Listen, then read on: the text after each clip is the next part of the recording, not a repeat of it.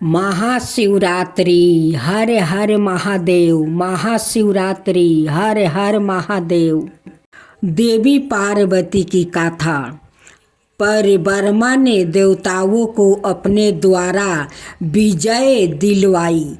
परब्रह्मा की उस विजय से देवताओं को अहंकार हो गया। वो समझने लगे कि यह हमारी ही विजय है, हमारी ही महिमा है। यह जानकर परब्रह्मा देवताओं के सामने यक्ष के रूप में वो प्रकट हुआ और वो देवता परब्रह्मा को ना जान सके कि यह यक्ष कौन है। तब उन्होंने देवों ने अग्नि से कहा कि हे जात वेद, इसे जानने की कोशिश कीजिए कि यह यक्ष कौन है। अग्नि ने कहा, बहुत अच्छा। अग्नि यक्ष के समीप गया। परब्रह्मा ने अग्नि से पूछा, तू कौन है? अग्नि ने कहा, मैं अग्नि हूँ, मैं ही जात वेद हूँ। ऐसे तुझे अग्नि में क्या समर्थ है? अग्नि ने कहा, इस पृथ्वी में जो कुछ भी है उसे जलाकर भस्म कर सकता हूँ। तब यक्ष ने एक तिनका राख कर कहा कि इसे जला दे। अपनी सारी शक्ति लगाकर भी उस तिनके को जलाने में वो समर्थ ना होकर वह लौट गया। वो उस यक्ष को जानने में समर्थ ना हो सका। तब उन्होंने देवताओं ने बाहु से कहा, हे बाहु, इससे जानने की कोशिश कीजिए कि यह यक्ष कौन है। बाहु ने कहा, बहुत अच्छा। बाहु यक्ष के समीप गया। उसने बाहु से पूछा, तू कौन है? बाहु ने कहा, मैं बाहु हूँ, मैं ही मातरिश्वा हूँ। ऐसे तुझे बाहु में क्या समर्थ है? बाहु ने कहा, इस पृथ्वी में जो कुछ भी है उसे ग्रहण कर सकता हूँ। तब यक्ष ने एक तिनका राख कर कहा कि इसे ग्रहण करके दिखाओ। अपनी सारी शक्ति लगाकर भी उस तिनके को ग्रहण करने में वो समर्थ ना होकर वो लौट गया। वो उस यक्ष को जानने में समर्थ ना हो सका। तब उन्होंने देवताओं ने इंद्र से कहा, हे मेघवन, इससे जानने की कोशिश कीजिए कि यह यक्ष कौन है। इंद्र ने कहा, बहुत अच्छा। इंद्र खुद यक्ष के समीप गया। उसके सामने यक्ष परब्रह्मा अंतर ध्यान हो गए और इंद्र उसी आकाश में अति यक्ष शोभा युक्त देवी हेमवंती उमा पार्वती को देखा और उनके पास आ पहुँचा और उनसे पूछा कि यह यक्ष कौन था। देवी पार्वती ने स्पष्ट कहा कि वह यक्ष ब्रह्मा है। उस ब्रह्मा की ही विजय में तुम इस प्रकार महिमा नियुक्त हुए हो। तब से ही इंद्र ने यह जाना कि यह ब्रह्मा है। इस प्रकार यह देव जो कि अग्नि, बाहु और इंद्र है, अनाय देवों से श्रेष्ठ हुआ। उन्होंने ही इस ब्रह्मा का समीप अस्थ स्पर्श किया और उन्होंने ही सबसे पहले देवी के द्वारा जाना कि यह ब्रह्मा है। इसी प्रकार इंद्र अनाय सभी देवों से अति श्रेष्ठ हुआ। उसने ही इस ब्रह्मा का सबसे समीप अस्थ स्पर्श किया था। उसने ही सबसे पहले जाना कि यह ब्रह्मा है। पार्वती की पुण्य जन्म की कथा। पार्वती पुण्य जन्म में दक्ष प्रजापति की पुत्री सती थी और उस जन्म में भी वो भगवान शंकर की ही वो पत्नी थी। सती ने अपने पिता दक्ष प्रजापति के यज्ञ में अपने पति का अपमान ना सह पाने के कारण सवाए को योग अग्नि में भस्म कर दिया था।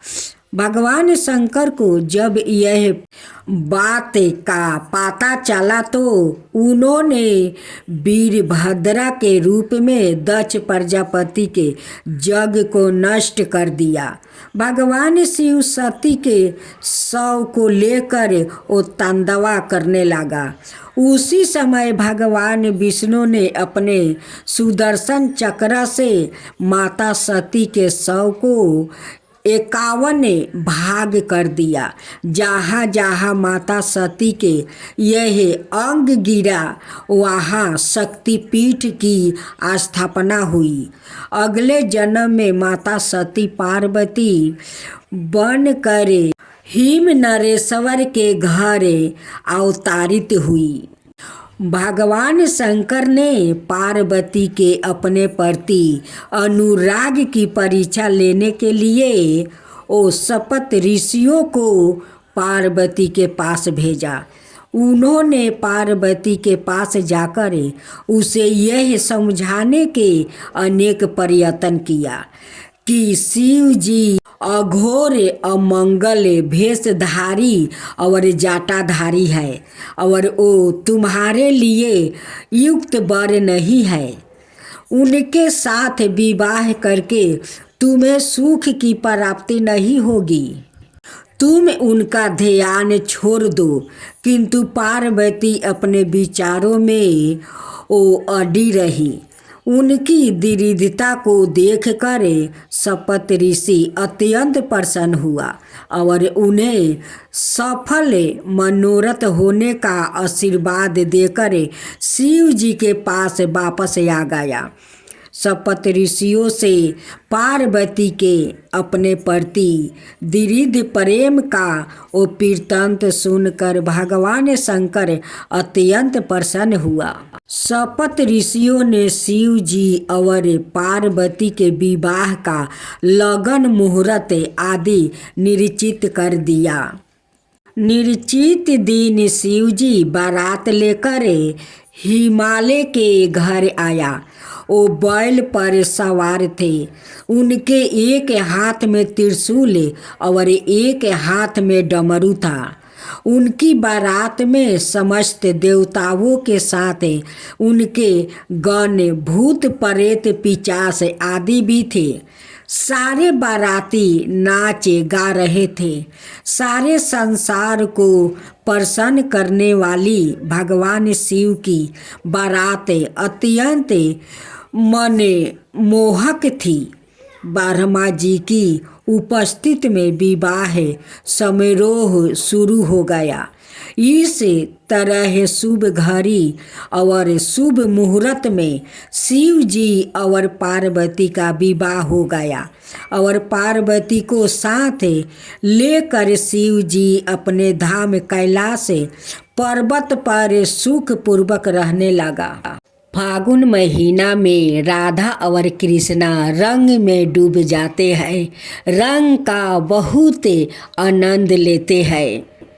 राधा कृष्णा की निराली होली का था। होली प्रेम का दायरा बढ़ती है और सामाजिक बंदिशों को तोड़ती है। यह दिन भेदभाव से पूरे जाकर सभी के सामने होने का दिन है और यह प्रेम से ही संभव है। ब्रज में होली का त्योहारों करीब 1 सप्ताह तक चलता है और रंग पंचमी पर खत्म होता है। होली मनाने मान्यताओं में होलिका दहन को खास माना जाता है। होली मनाने का और खास तौर पर रंगों से वो सरोवर होने के पीछे एक और कहानी है जो ब्रज में पहले भगवान श्री कृष्णा के राधे के साथ अलौकिक प्रेम से जुड़ी है। बचपन में पूतना के द्वारा जहरीला दूध पिलाने के कारण भगवान श्री कृष्णा का रंग गहरा नीला हो गया था। अपने रंग से खुद को अलग महसूस करने पर श्री कृष्णा को लगने लगा कि उनके इस रंग की वजह से ना तो राधा और ना ही गोपियों उन्हें पसंद करेगी। उनकी परेशानी देखकर माता दशोदा ने उन्हें कहा कि वह जाकर राधा को अपनी पसंद के रंग से वो रंग दे, और भगवान कृष्णा ने माता की यह सलाह मानकर राधा पर रंग डाल दिया। इस प्रकार श्री कृष्णा और राधा ने केवल अलौकिक प्रेम में डूब गया। बलि के रंग के त्योहारों होली को भी उत्साह के रूप में वो मनाए जाने लगा। हिंदू कैलेंडर के अनुसार बरस के अंतिम माह फागुन माह पूर्णिमा को होलिका दहन होता है। होली की पौराणिक कथा 4 घटनाओं से जोड़ी है। पहली होलिका और भक्त प्रहलाद, दूसरी कामदेव और शिव, तीसरी राजा पृथु और राक्षसी ढूंढी और चौथी श्री कृष्णा और पूतना।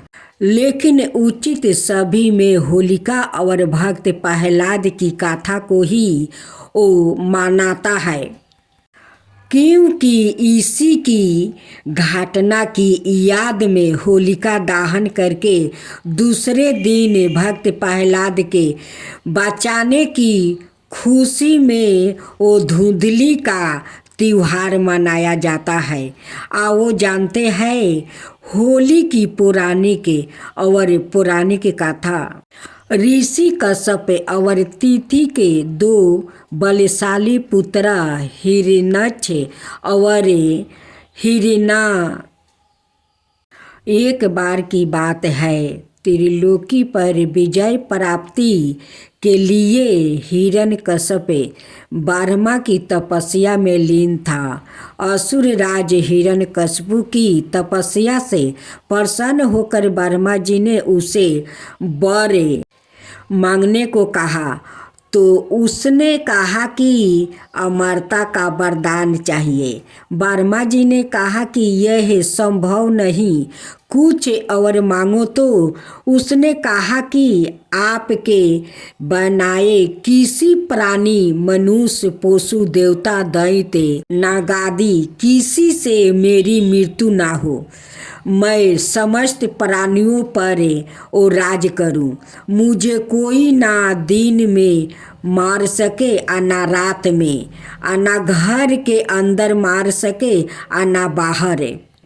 यह भी कोई ना किसी अस्त्र के प्रहार से और ना ही किसी शस्त्र के प्रहार मार सके, ना भूमि पर, ना आकाश में, ना पाताल में, ना स्वर्ग में।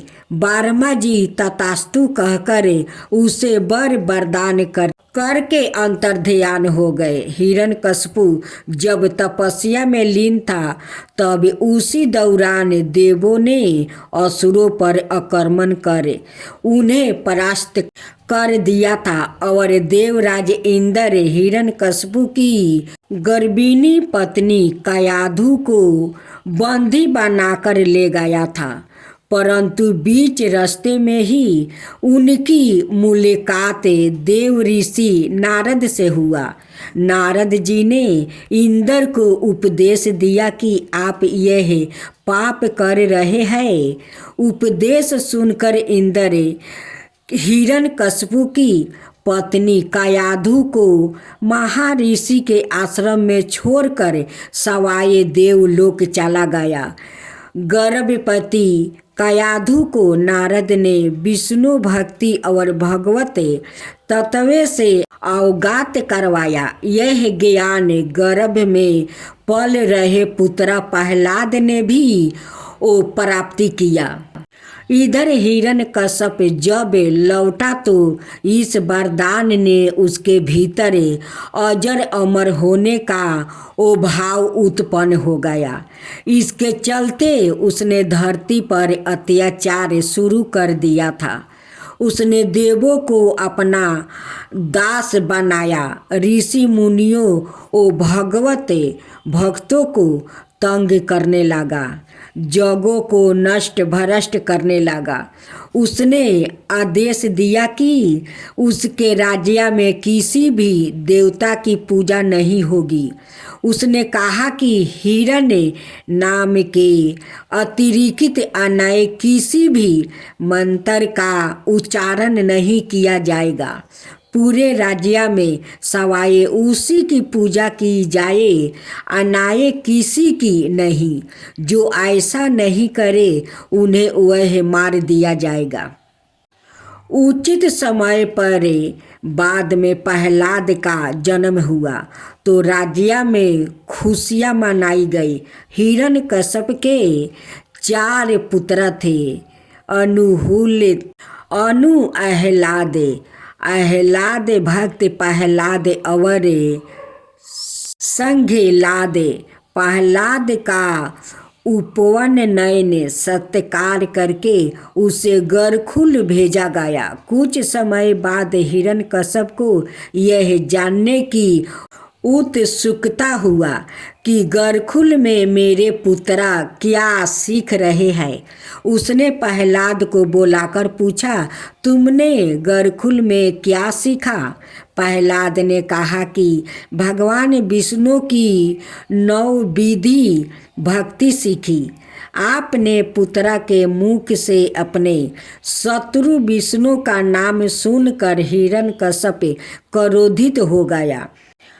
कई बार समझाने पर भी प्रहलाद ने विष्णु की पूजा पाठ बंद नहीं की, तो इससे क्रोधित होकर हिरण्यकश्यप ने अपने गुरु को बुलाकर कहा कि ऐसा कुछ करो कि ये विष्णु का नाम रटना बंद कर दे। गुरु ने बहुत कोशिश की किंतु वो असफल रहे।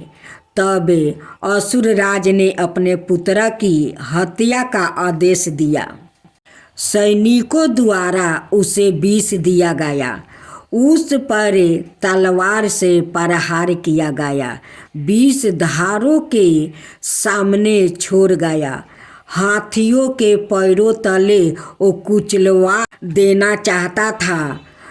पर्वत से नीचे फेंकवा दिया, लेकिन श्री हरि विष्णु कृपा से प्रहलाद का बाल भी पाका नहीं हुआ।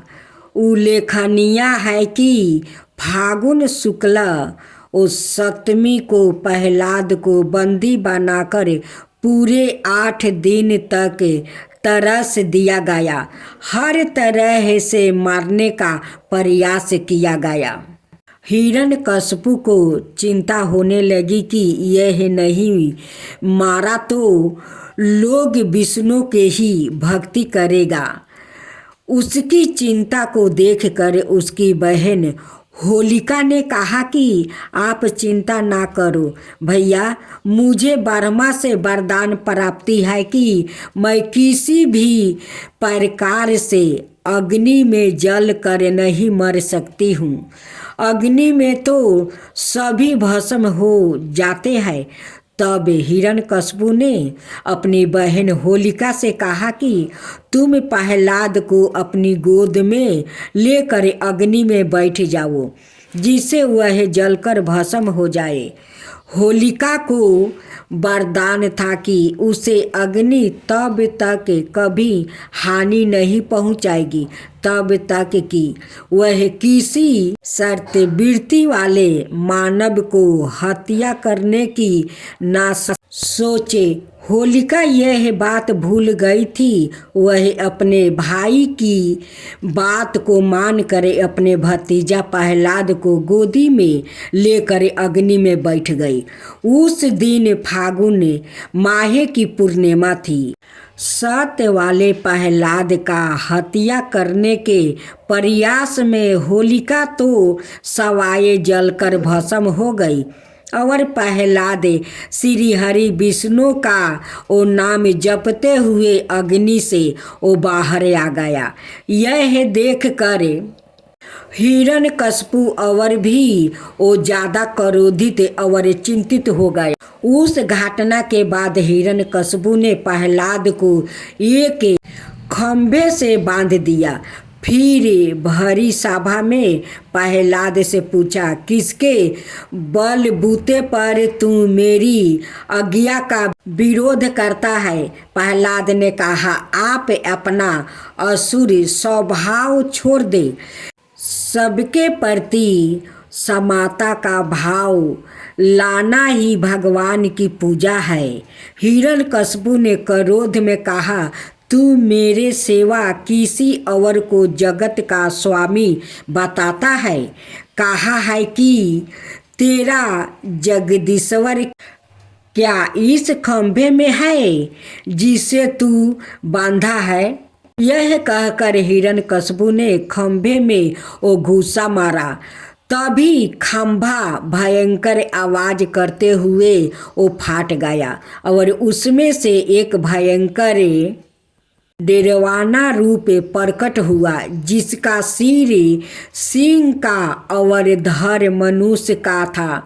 पीली आंखें, बड़े बड़े नाखून, विकराला चेहरा और तलवार सी लपलपाती जीभ, यही नरसिंह अवतार थे।